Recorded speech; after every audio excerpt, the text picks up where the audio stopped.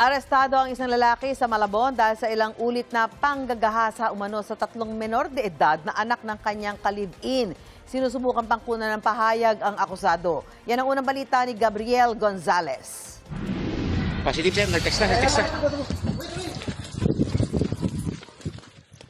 Sa hudyat ng operatiba, sumugod ang mga pulis para arestuhin ang 30 anyos na lalaki sa Hiwas Ali, Barangay Longos, Malabon nitong Biyernes, July 31. Ang lalaki itinaaresto ng korte dahil sa patong-patong na kasong panggagahasa.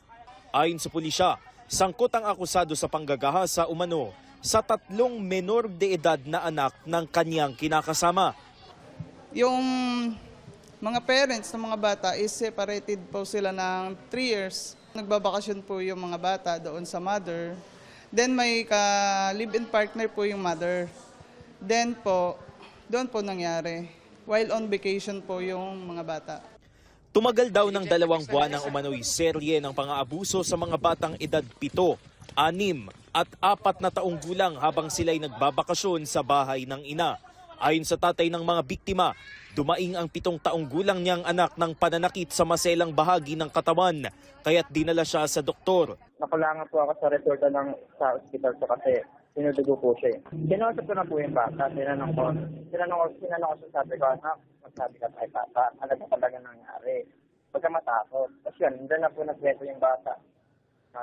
Pinagalan nga daw po sila ng kamay niya. Kalaunay nagsabi rin daw ang 2 pa niyang anak na edad 6 at 4 tungkol sa panggagahasa umano ng amain.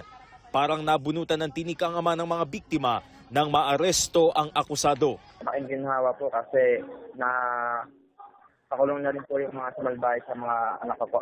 Sa ngayon, nag-recover na po sa trauma na sinapit po nila. So ko lang talaga mangyari sa kanya, mabulok sa bilangguan eh.